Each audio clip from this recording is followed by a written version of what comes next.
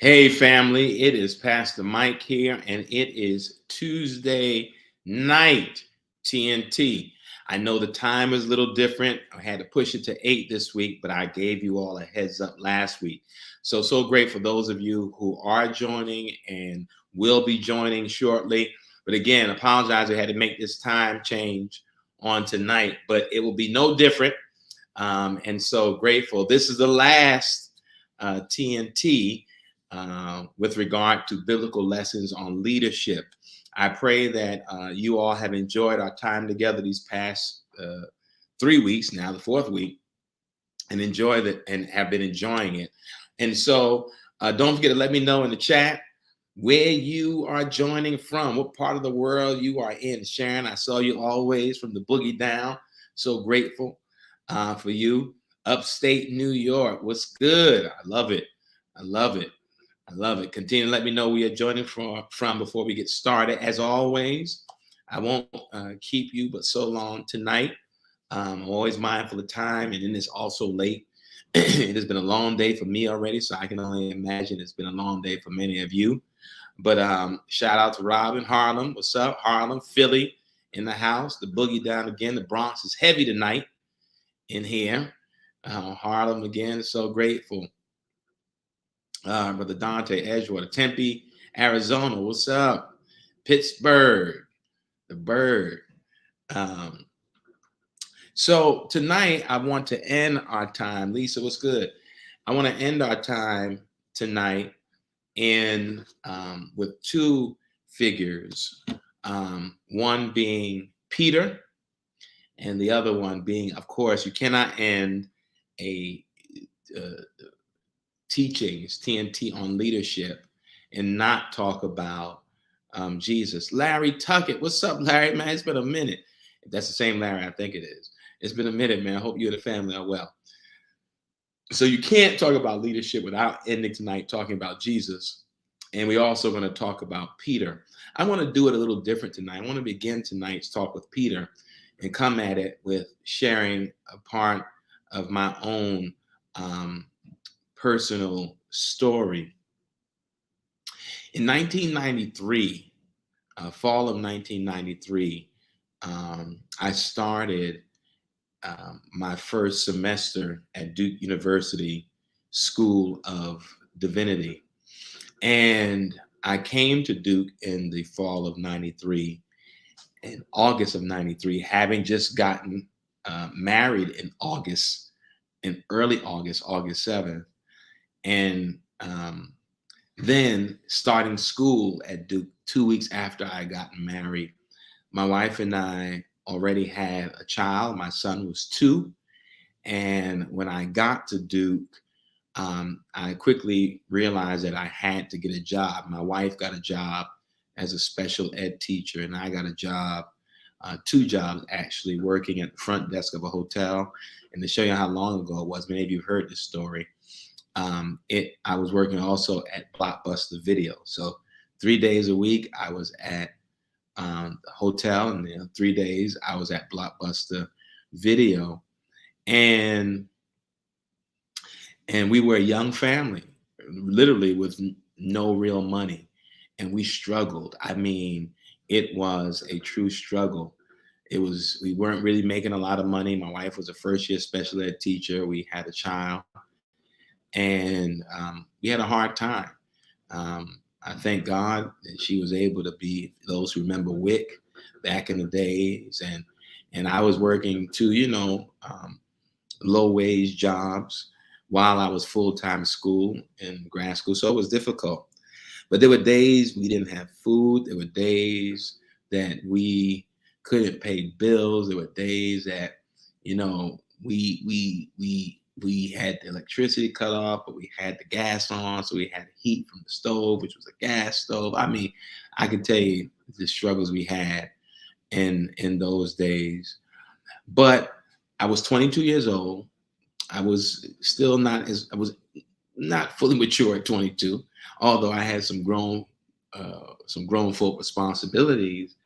But by the second semester, it was hard. And in my mind, I had honored the call. I accepted my call to ministry in 1989. Here it was 1993. I'm in divinity school and life is hard. Life came at me fast. It came at us fast. And it was difficult. And I started questioning whether or not I really heard from God. Because at 22, that if you said yes to God and you answered the call to ministry, that things not as difficult as they were at the time.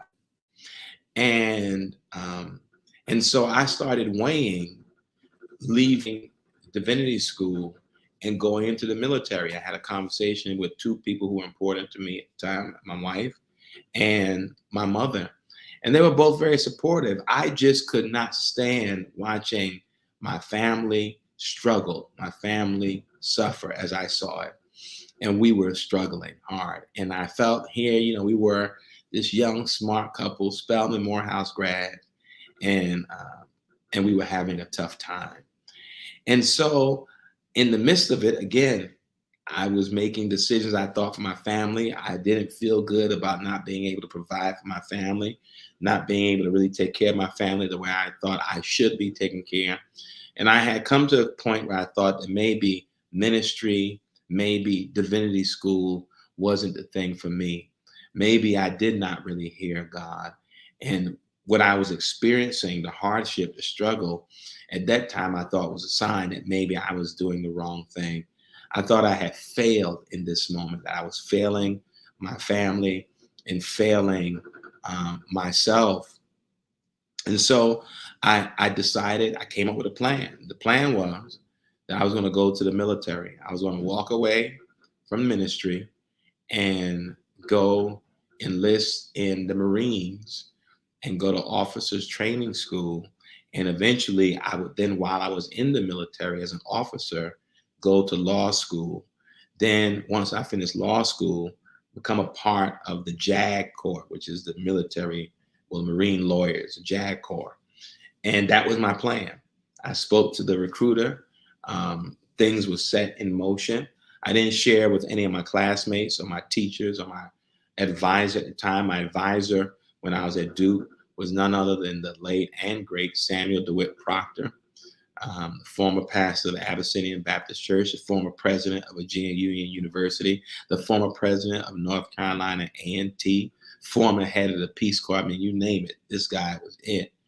And he was my advisor. I didn't share with him because I thought I was going to be disappointing people by leaving school and then going into the military. But again, I was looking at the fact that I felt like I couldn't take care of my family, that we were struggling, we were hungry.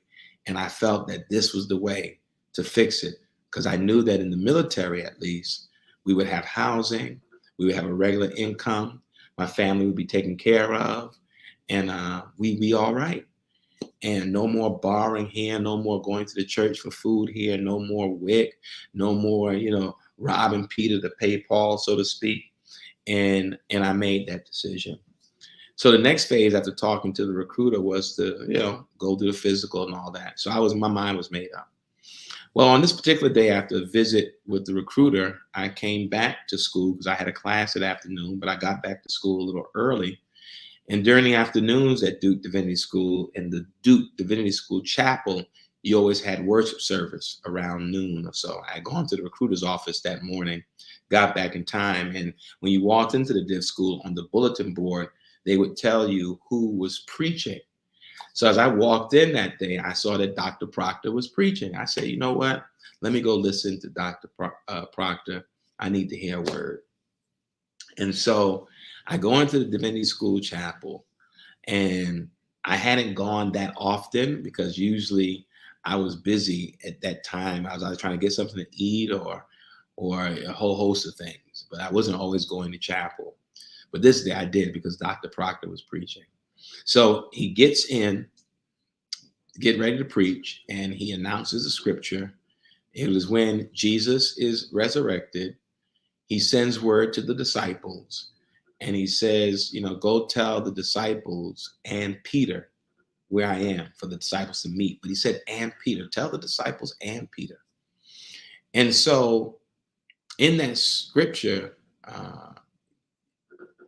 Jesus says, tell the disciples and Peter, because what Jesus knew is how Peter felt. Jesus had already predicted that before the cock crows that Peter would deny Jesus 3 times, and Peter denied even knowing him, and Jesus had predicted this.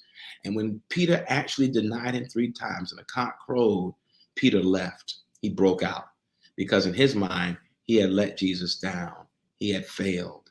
And so when Jesus is resurrected, he tells the disciples, tell to the messenger, tell the disciples and Peter, because he knew that Peter had already disconnected, had distanced himself from the rest because he felt like he had failed Jesus. When you read the scripture that day, already started hitting me because in many ways, I knew what the scripture was referring to. But then the title of the sermon Dr. Proctor preached that day was How to Deal with Perceived Failure. How to deal with perceived failure. It was really how to recover from perceived failure. And he began to tell the story of Peter, how Peter was the verbose one. Peter was the de facto leader of the disciples, but Peter had let Jesus down. Peter had seen all the great things Jesus had done. He had experienced the power of the carpenter firsthand, and it was Peter who was going to be forthright, who told Jesus that I will go with you to the end. I will be with you. I will not leave you. And Jesus looks at Peter. He says, Peter, before the cock crows, you will deny me 3 times. And Peter said, never me, not I, Lord. But he did it. He denied the one who had rescued him, who had redeemed him.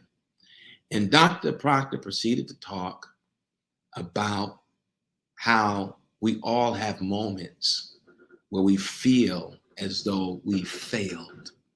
We feel as though we let people down.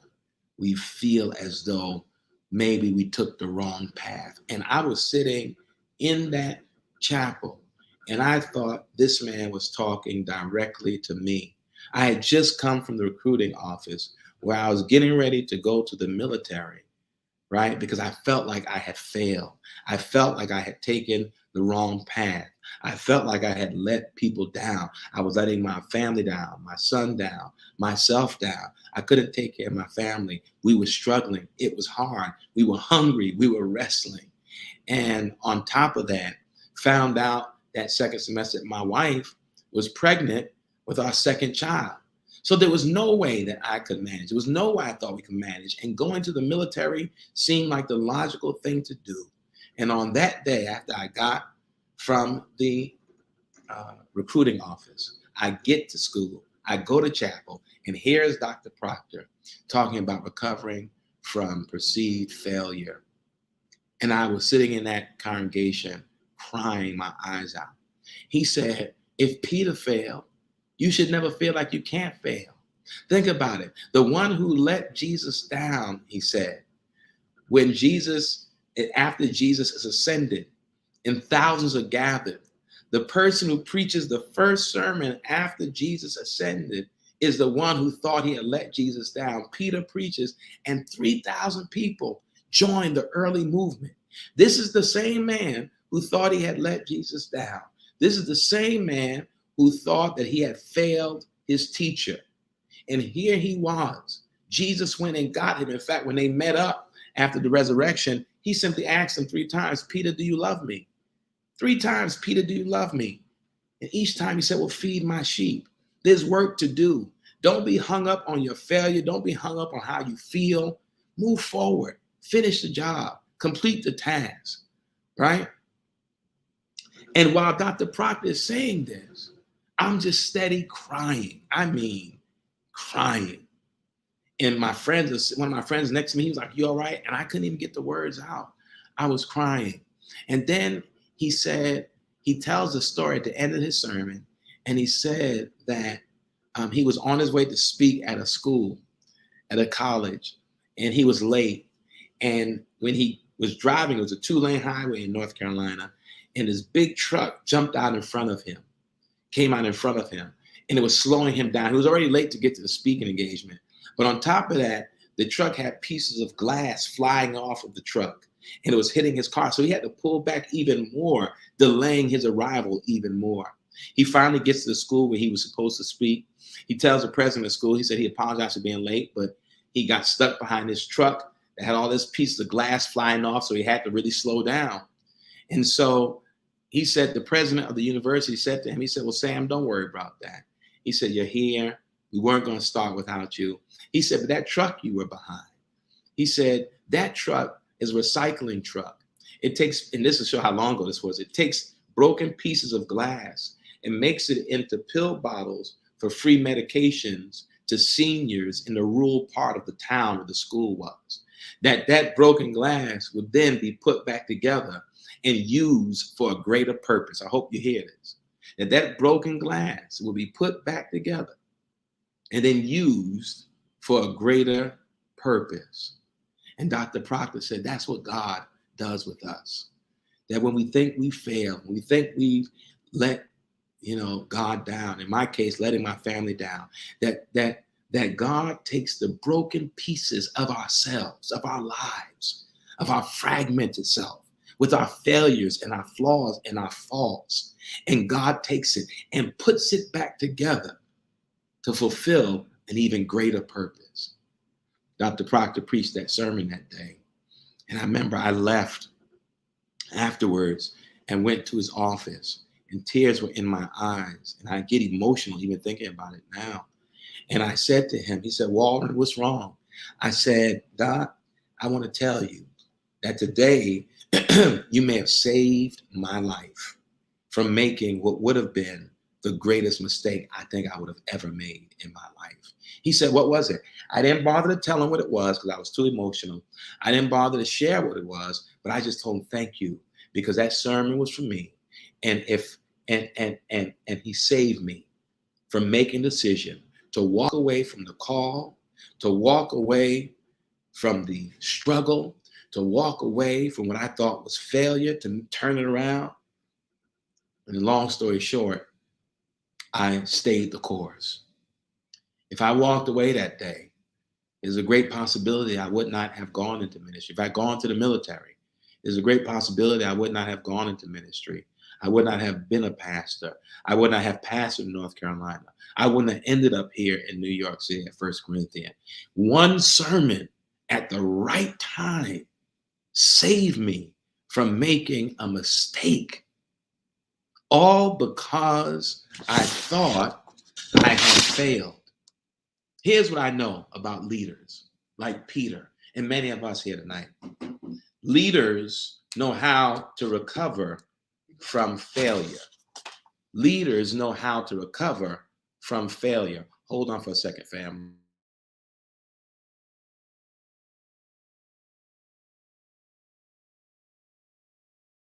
I'm sorry, I had to take care of some family business. Leaders know how to recover from failure. In other words, leaders do not let defeats or failure define them. I hope you got that. Leaders know how to recover from failure. And add this, producer Ian, leaders do not let failure or defeats define them. That's the critical part. Leaders do not let failure or defeat define them. That's part of being a leader, right? Peter did not, Jesus did not let Peter stay and wallow in his self-pity and feel disconnected. He said, go tell the disciples and Peter, get Peter. He still has work to do. He still has work that I have for him to do. And I had to say that for somebody tonight, because sometimes we think when we fail or we feel defeated that somehow we're off. We missed the call. Maybe we did the wrong thing. Experiencing failure and defeat is part of the journey, right? It's part of the journey. There's no way in the world that you can lead in any way, shape, or form and not experience some feelings and moments where you feel like you failed, you feel like you're defeated. That's not when you retreat. That's not when you throw in the towel. And you never know how that moment that will change you, that will snap you back into your focus will come. For me, it was random, and it wasn't really random. I went back to school. I go to chapel, I hear a sermon that was tailor-made for me, that stopped me from making a mistake, all because I didn't understand that struggle was par for the course. Challenges were par for the course, but they would not define it. And I had to shift my perspective. Instead of saying, man, I failed, or man, it's hard, I'm tired, I shifted. It's hard now, but it won't always be this way. It's difficult now, but it won't always be like that. I'm sitting here trying to, we had to break into my son's piggy bank to get gas money. We gotta, and I have no problem telling you that we had a credit card mistakenly sent to our house. And I'm gonna be honest, we had to use somebody else's credit card to put $10 of gas in our car. And then I tried to maintain integrity. We cut up the card and threw it away. But we used some credit card that was sent to us by accident. And just to put $10 of gas, we didn't even have that. Okay? That's what I need you to hear. That your leadership is not defined by your defeats or your failures or perceived failures. Because the truth is, what you may perceive as a failure or defeat is actually iron sharpening you, cultivating you, developing you for what you would do in the future. That sometimes that struggle and that perceived failure, that perceived defeat is actually, as someone alluded to, is building your resilience. Building your resilience. Peter shows us you do not have to languish at the place of your last defeat or be defined by your perception that you failed. No. Winston Churchill, I gotta give you a quote. Winston Churchill said this. He said, success is not final. Failure is not fatal. It is the courage to continue that counts. I hope you got that. Success is not final. Failure is not fatal. It is the courage to continue that counts, to keep pushing, to keep moving. Peter came back, even though he felt like he failed. And when he came back, it didn't mean that life would be rosy, but he knew he had an assignment and he fulfilled it. He leaned into it. There is no person who is going to be successful in any arena of life who will not experience failure. No successful person ever avoids failing somewhere along the line.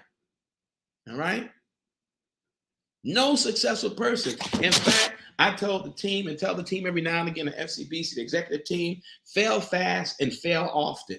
Fail fast and fail often, because oftentimes what prevents us from failing, or the fear of failure, causes us not to take risks. So we play it safe. We stay in comfort zones. We don't step out on faith. But sometimes failure means you're taking a risk. You're taking a chance. You're moving forward. It's not the failure that defines you. It's the capacity, what? To continue, to move forward, to get back up. Because it's still work for you to do. Leadership, again, is understanding leaders are not defined by their defeats or their failures. That leaders understand that leaders recover from failure, right? That's it. I'm gonna say it again. I see Gail said, now accepting the leader in me in spite of my failure. Absolutely. Absolutely. Your failures don't define you. And because here's the thing, as long as you have breath, you could keep going. As long as you have life, keep working. Keep trying to figure it out. Keep trying to move forward. Let resilience be your guide. Let tenacity be your escort. Be courageous, be strong. But don't think because you've fallen or you failed or you were defeated in this space, in this moment, or things are not working out like you thought they should, that it means that you're in the wrong place. We struggled, we had it hard, but it didn't mean that I wasn't honoring the assignment, that I was in the wrong place, because there's no such thing as guaranteeing safe passage through life. We will all go through something. No one goes through life unscathed. Right? We will all go through something, but don't let it define you. And now, at this season of my life, When I remember when the pandemic started, I started thinking about all the things I've been through in my life, all the hardships, not just in those days long ago, but in my health, with my medical condition. I felt like when that pandemic hit, I was built for that moment. I had gone through so much that when I talked about being strong in this season, strong in the early days of the pandemic, it wasn't me just saying that. It wasn't hyperbole. I learned that over my life, right? And the one thing I learned back then in 1994 was that failure, your perception of failure may be absolutely wrong. You just may be being built up, as I often say, for your debut. So leaders are not defined by their defeats or their failures. Leaders understand wholeheartedly that they can recover from failure. That's Peter's story to us tonight, that we can recover from failure. And I'm gonna give you that quote one more time from Winston Churchill. Success is not final. Failure is not fatal. It is the courage to continue that counts. It's the courage to continue that counts.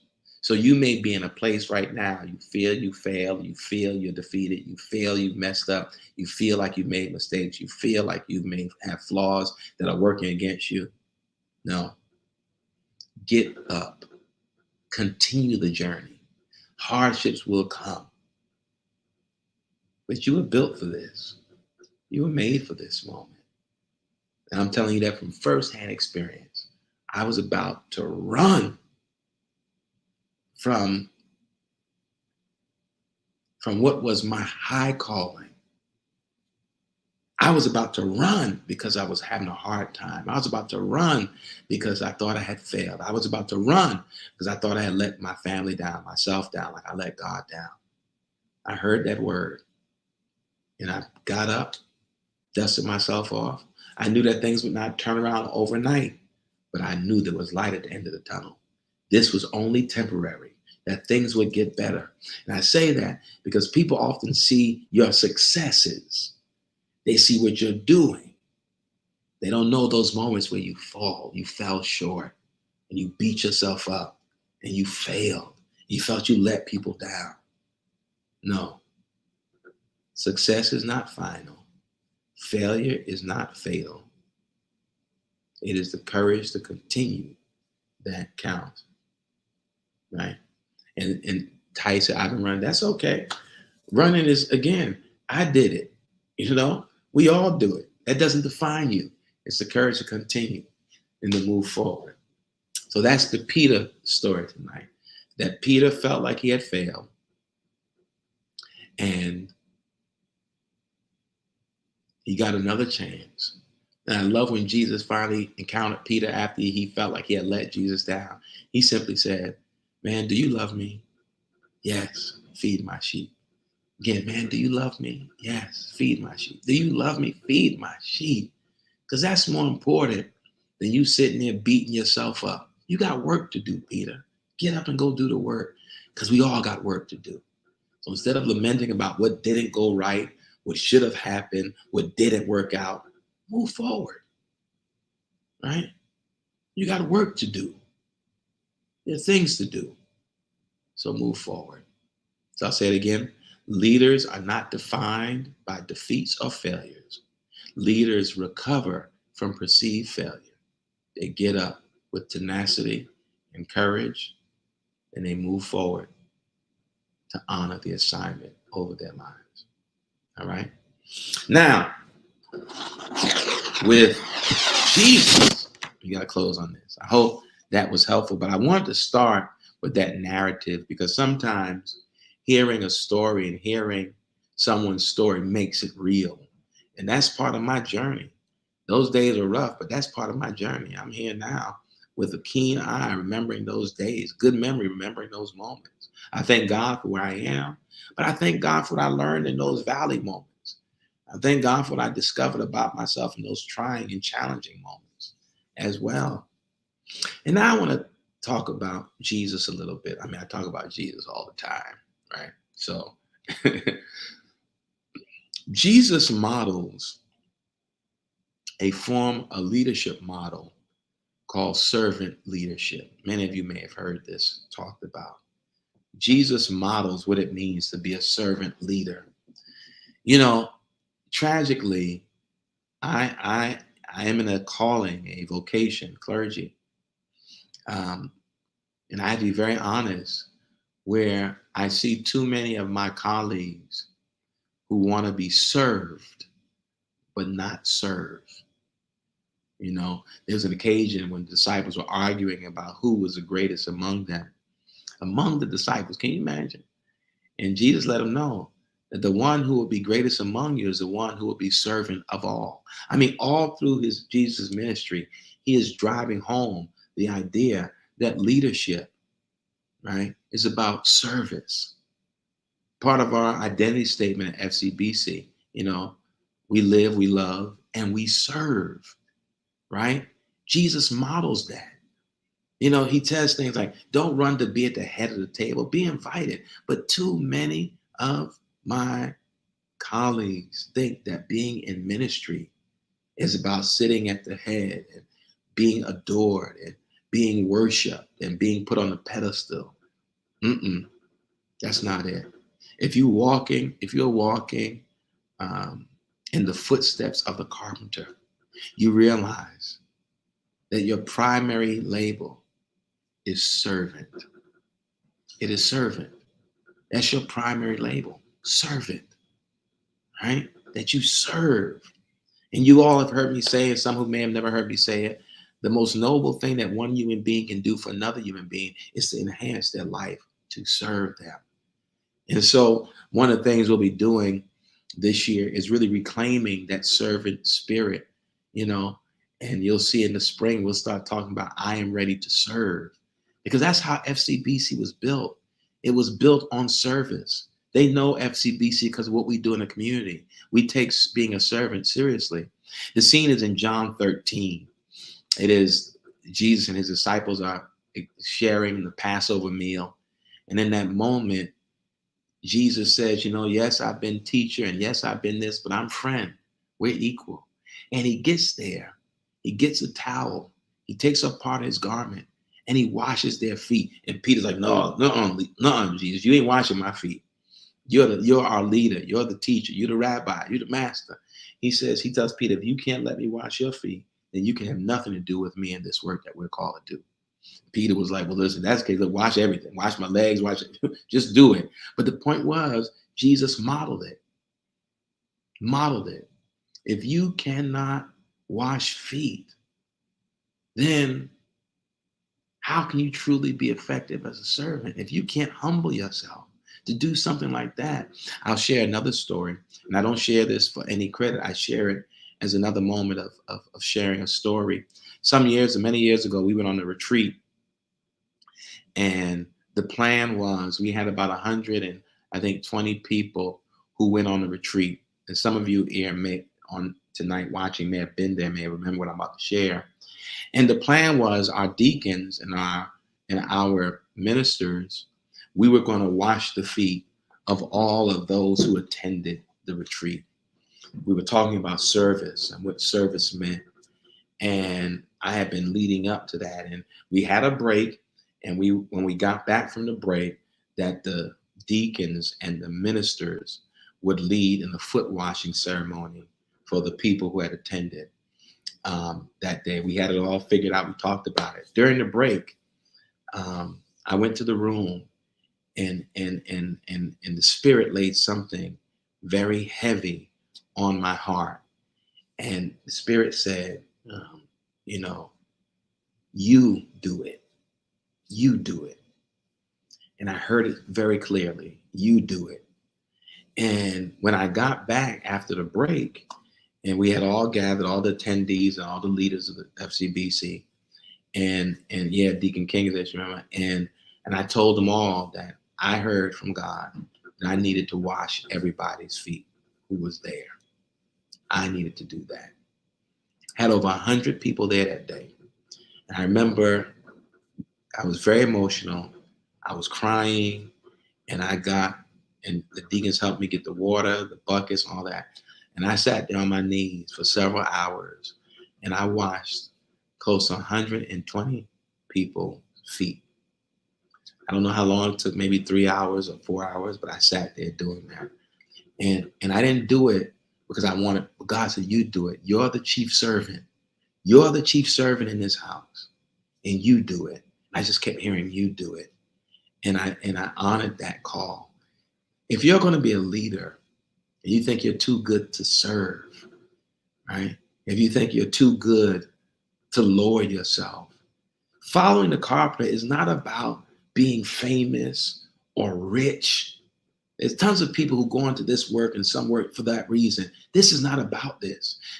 Following the teachings of the carpenter is about showing the world an alternative way of being in this world, of showing up in this world. And how can you say, I follow Jesus, the teachings, and not have the spirit of a servant? That's what life is about. Service. People may not remember what you bought them, what you gave them. They remember how you made them feel, right? And part of that is making people feel good in your presence, feel better. People should be in your presence. And just because you got the title of leader doesn't mean you lord it over people, or you are condescending to people, or you feel you're better than people. People should feel better in your presence, better about themselves. And you should be intentional on making them feel that way. That's what it means to be a servant leader. Good leaders are great servants. No, I won't say great, good, because that's the word God used. Good leaders are good servants. They understand what it means to empower others. They understand that if you're a shepherd, you don't, think about it. Shepherds don't lead sheep from the front. They lead sheep from behind. They protect them where they're at their blind spots. Never seen a shepherd lead sheep from the front. Shepherds lead sheep from behind. They keep their eyes on those who God has placed before them. So leadership is about having the spirit of a servant. That's it. That's what we learn from Jesus. Leadership is about having the spirit of a servant, right? A servant. What can I do? How can I be of service? Right? I remember when I worked in that hotel that I shared, and in the training, they would say when people come to the hotel, you ask, how can I be of service? That should be on all of our lips who walk this path. And yes, and Denise, it's about humility, because you can't be a leader without humility. I know there are plenty bad examples of narcissistic, arrogant, condescending leaders. We're not talking about those leaders. We're talking about servant leaders that Jesus modeled. And so many through history model servant leadership. You lead with love. You lead with humility, right? Here's what I found, a quote from Ken Blanchard. Ken Blanchard. Here's what the quote says. Servant leadership is all about making the goals clear, then rolling your sleeves up and doing whatever it takes to help people win. Say that again.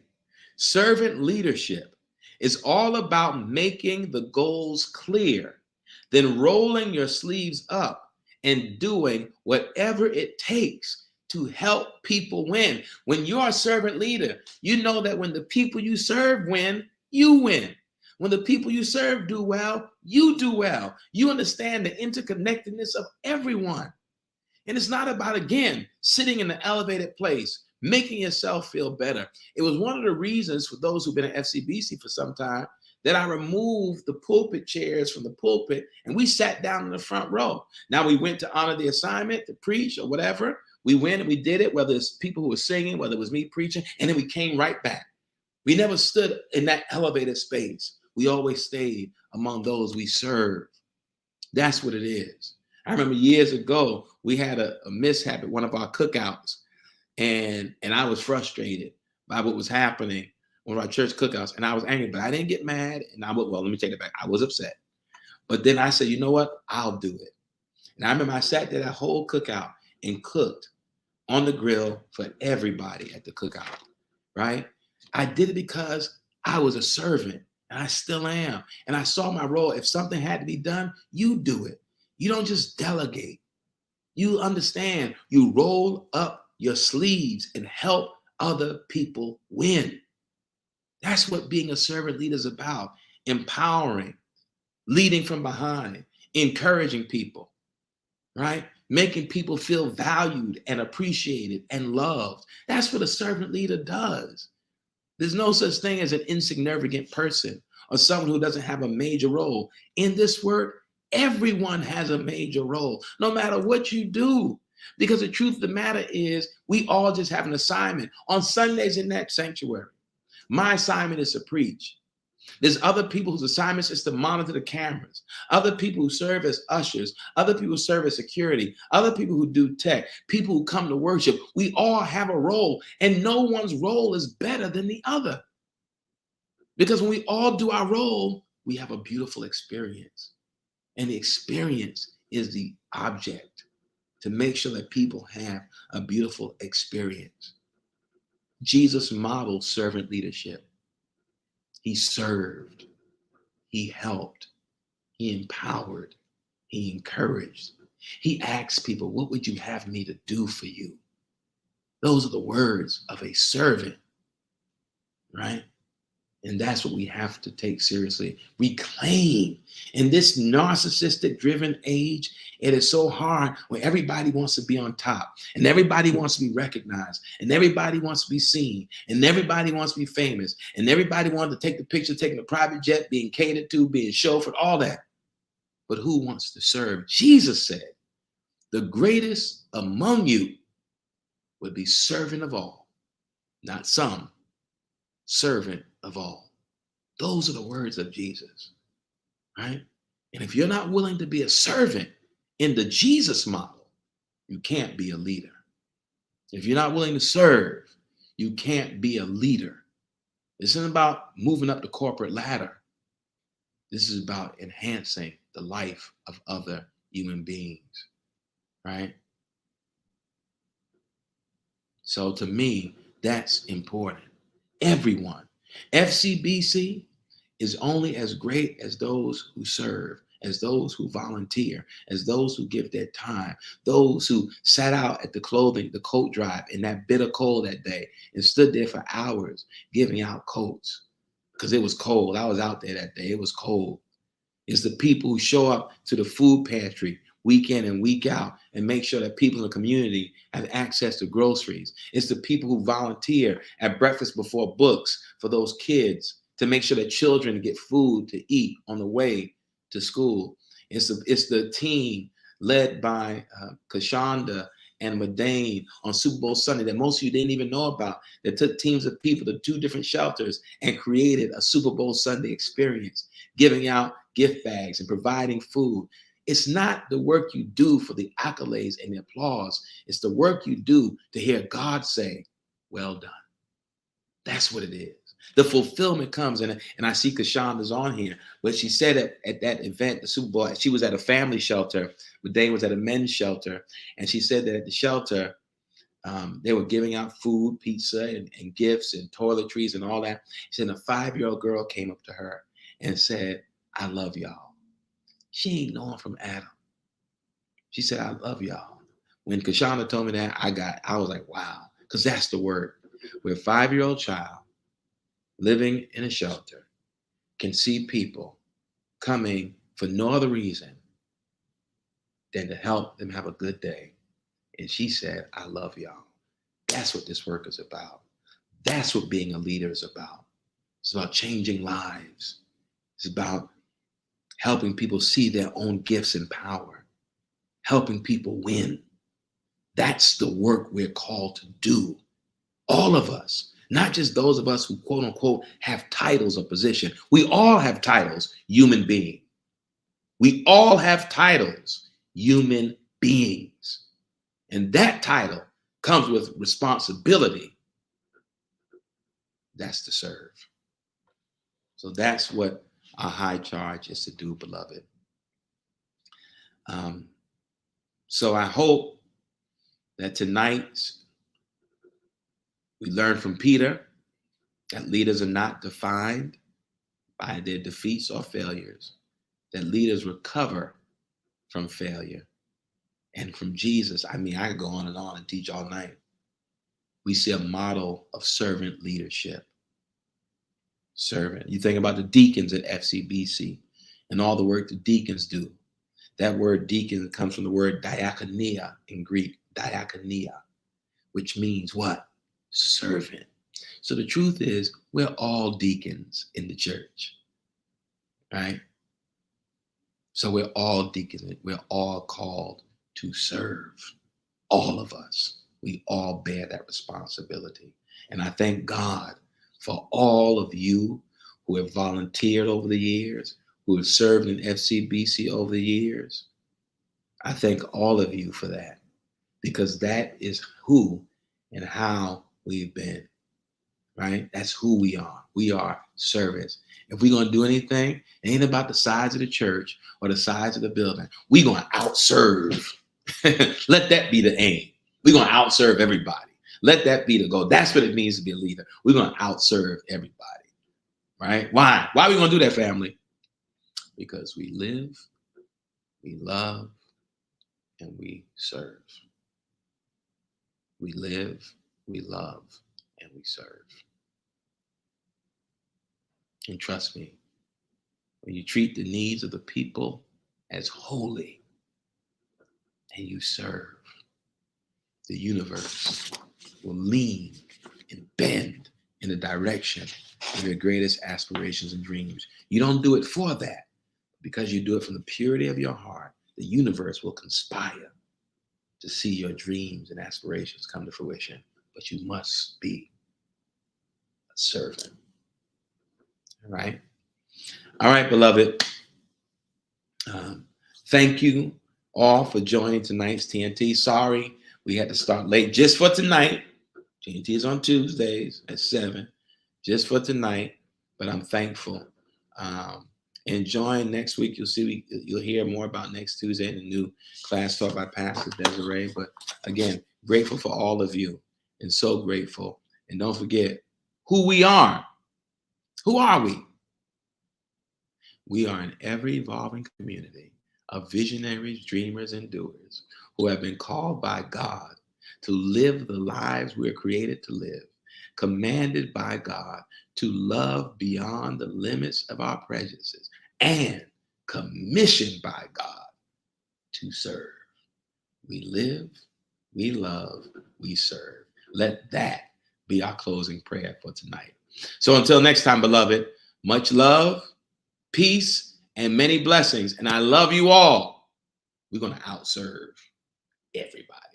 Good night. God bless.